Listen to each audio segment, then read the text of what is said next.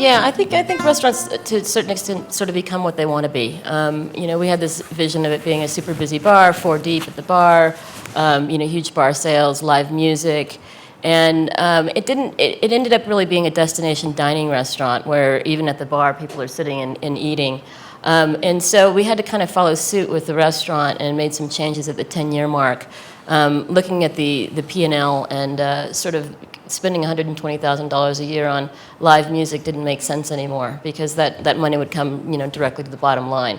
So we made some adjustments and actually shrank the restaurant a little bit and increased the lounge area so that we could have the ability to sort of grow and shrink according to business, because I could sort of see where we were going economically and had to reduce our costs to stay in business. So I'm always very on top of what's happening with the P&L in the restaurant, and that was what made sense to us. And we're surviving in this downturn in very challenging business times. Would you do anything differently now? I mean, having gone through that experience, and then you've partnered with two other companies and these two other restaurants, what would you do differently now when you're opening up your next project? Because there probably will be a next project, right? Yeah, there definitely will. I mean, as Joe said, the economic model has to work, and you just have to apply, practicality to that, and make sure that your building costs aren't going to be such that you're not going to be able to make that money back in say 5 years. And being realistic about business, but the problem is right now we're all sort of,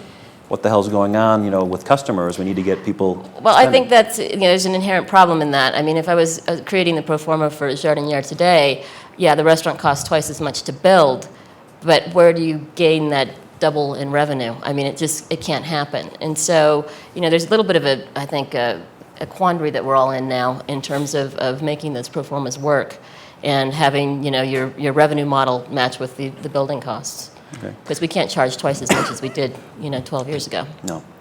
We touched on this a little bit yesterday, talking about equity, and there was some chatter afterward, and people were sort of interested in that, and I wanted to ask you all about that, because you do have your business partners, but sometimes you've got somebody that's worked for you for 10 or 15 years, and they should be a partner as well. You want to keep them on the team. At what point do you assess that, and what goes into your thought process? So this person deserves some equity. How much should we give them? How does that play out? We've made, I think since Bob was started in the last 11 years, probably 20 equity partners. Generally try to find, these are mostly people who started off as waiters and work with us a long time. And then if we do a new restaurant, we'll always have an equity partner as a chef and front of the house person, ideally.